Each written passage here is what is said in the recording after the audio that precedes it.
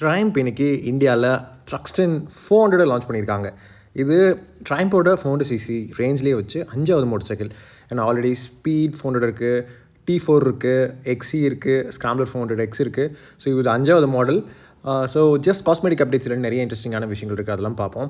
So இந்த வண்டியோட price பார்த்தீங்கன்னா 2,74,137 ex showroom price. So price படி என்ன கேட்டிங்கன்னா கண்டிப்பாக நல்லா தான் கொடுத்துருக்காங்க, ரொம்ப எக்ஸ்பென்சிவ் இல்லை. ஸோ பார்த்தோன்னா மெயினான விஷயம், அட்ராக்ட் பண்ணுற விஷயம், ட்ரைம்போட த்ரக்ஸ்டன் அந்த ஃபேமஸான நேம் பிளேட் இருக்கு இல்லையா. ஸோ அந்த நேம் பிளேட்டோட லீனேஜ் வந்து இந்த வண்டியில் பார்த்து இதுவே நமக்கு கிளியராக தெரியுதுங்க. ஏன்னா அந்த கேஃபே ரேசர் ஷில் அவுட் வந்து இருக்குது.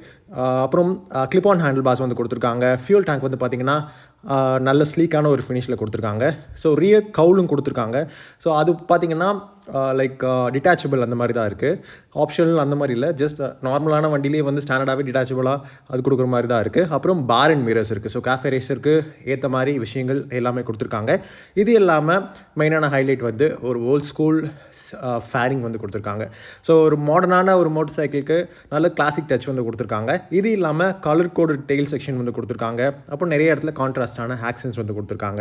ஸோ இது இல்லாமல் பெரிய மெக்கானிக்கல் அப்டேட் என்னென்னு வந்து பார்த்திங்கன்னா, ஆல்ரெடி இருக்கிற 398cc single cylinder liquid cooled tube என்ஜினில் பெர்ஃபார்மன்ஸ் வந்து அதிகம் பண்ணியிருக்காங்க.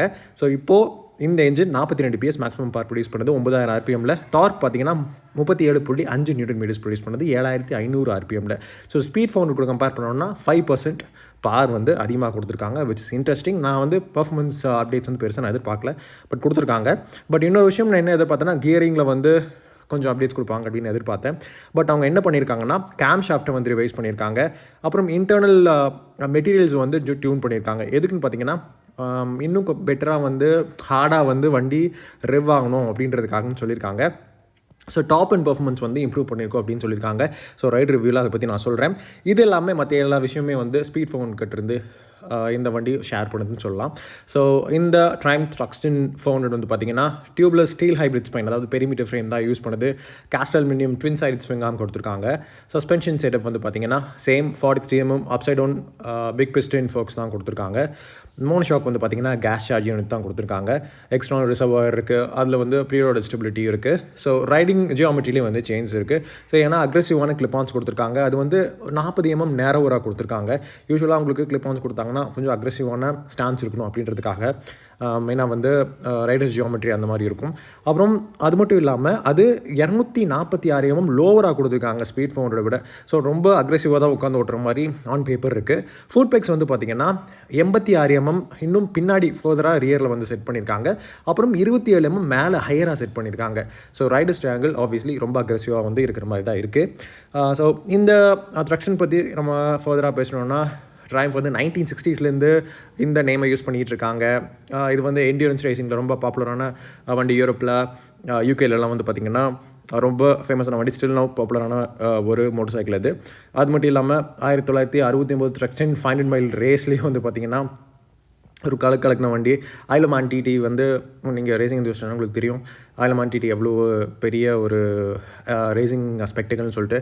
அதில் ஃபர்ஸ்ட்டு 160 km/h, அதாவது 100 மைல்ஸை க்ராஸ் பண்ண வண்டி வந்து இந்த த்ரக்ஸ்டன் தான். ஸோ இது இல்லாமல் நம்ம த்ரக்ஸ்டன் இந்த மாடர்ன் த்ரக்ஸ்டன் 400க்கு வந்தோம்னா ஃபீச்சர்ஸ் எல்லாம் வந்து பார்த்திங்கன்னா நம்ம எதிர்பார்த்த மாதிரி ஸ்பீட் ஃபோன் கிட்டேருந்து நிறைய விஷயங்கள் கொடுத்துருக்காங்க. So ride by wire throttle technology கொடுத்துருக்காங்க. Traction control, switchable traction control கொடுத்துருக்காங்க. ஸ்லிப்பர் அண்ட் அசிஸ்ட் கிளட்ச் வந்து ஸ்டாண்டர்டாக கொடுத்துருக்காங்க. டுவல் சேனல் ஏபி சிஸ்டம் இருக்குது. USB Type-C சார்ஜிங் போட்டு வந்து கொடுத்துருக்காங்க. நான் வந்து கிளஸ்டரில் கொஞ்சம் சேஞ்ச் எதிர்பார்த்தேன், but same single dial display தான் கொடுத்துருக்காங்க. அனலாக் ஸ்பீடோ மீட்டரோடு கொடுத்துருக்காங்க. அப்புறம் ஒரு மல்டி ஃபங்க்ஷனல் LCD ஸ்க்ரீனும் வந்து கொடுத்துருக்காங்க. லைட்டிங் வந்து பார்த்திங்கன்னா same circular LED head lamp இருக்குது, LED டர்ன் இண்டிகேட்டர்ஸ் இருக்குது. அப்புறம் ரியர் பார்த்திங்கன்னா LED டெயில் லாம்ப் வந்து கொடுத்துருக்காங்க. இது எல்லாமே வந்து ஸ்பீட் 400 இருக்கிற மாதிரி தான், எந்த சேஞ்சுமே இல்லை. ஸோ ரெகுலராக ட்ரைம்போட 400cc ரேஞ்சில் இருக்கிற மாதிரியே 60,000 km சர்வீஸ் இன்டர்வல் இருக்குது. 2 வருஷம் அன்லிமிட்டட் மைலேஜ் வாரண்ட்டி கொடுக்குறாங்க. ஸோ 100 km 3.7 liters வந்து கன்சியூம் பண்ணும் ஃபியூல் எஃபிஷியன்சி அப்படின்னு சொல்கிறாங்க. ஸோ நமக்கு தெரியுங்க இந்த என்ஜினில் எவ்வளோ ஃபியூல் எஃபிஷியன்சி வருதுன்னு. ப்ராபப்ளி 25 ரொம்ப அழுத்தி ஓட்டணுன்னா அதுக்கு மேலாம் வந்து நம்ம எதிர்பார்க்க முடியாது.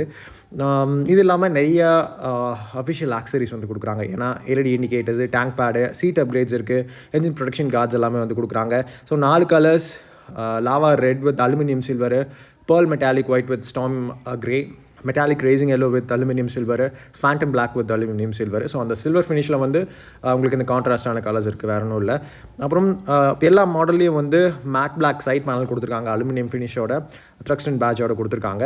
ஸோ மற்றபடி டைமென்ஷன்ஸ் நம்ம பார்த்தோம்னா சீட் ஹைட் வந்து 805 mm கொடுத்துருக்காங்க, wheel base 1371 mm, 24.4 degree rake, trail வந்து பார்த்திங்கன்னா 107.6 mm கொடுத்துருக்காங்க.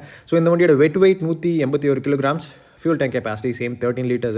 பிரேக்கிங் பார்த்தீங்கன்னா 300 mm front disc, 4 piston radial கேலிப்பரோட, ரியர் பார்த்தீங்கன்னா 230 mm rear disc, floating single piston கேலிப்பரோட.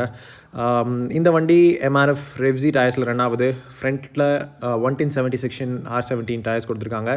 ரியரில் வந்து பார்த்தீங்கன்னா 150/60 R17 டயர் வந்து கொடுத்துருக்காங்க. ஸோ ட்ரையம்போட அந்த சிக்னேச்சரான ஃபினிஷஸ் எல்லாம் வந்து இதில் இருக்குங்க. ஏன்னா வந்து பாலிஷ் பண்ணப்பட்ட மான்சா ஸ்டைல் ஃபியூல் கேப் வந்து கொடுத்துருக்காங்க, மிஷின்ட் என்ஜின் ஃபின்ஸ் வந்து கொடுத்துருக்காங்க, காஸ்ட் அலுமினியம் வீல்ஸ் இருக்குது, ஹை கிரேட் நல்ல பெயிண்ட் ஒர்க் வந்து கொடுத்துருக்காங்க.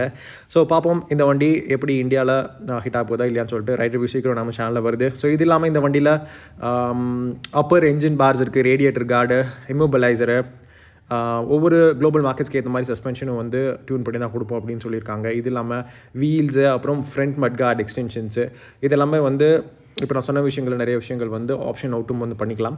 ஸோ இந்த வண்டியில் ஸ்பெசிஃபிகேஷன்ஸில் டவுட் இருந்தால் கண்டிப்பாக கமெண்ட்ஸில் கேளுங்க. கனெக்ட் பண்ணி சப்ஸ்கிரைப் பண்ணுங்கள். அடுத்த வீடியோ மீட் பண்ணுறேன். See you all again.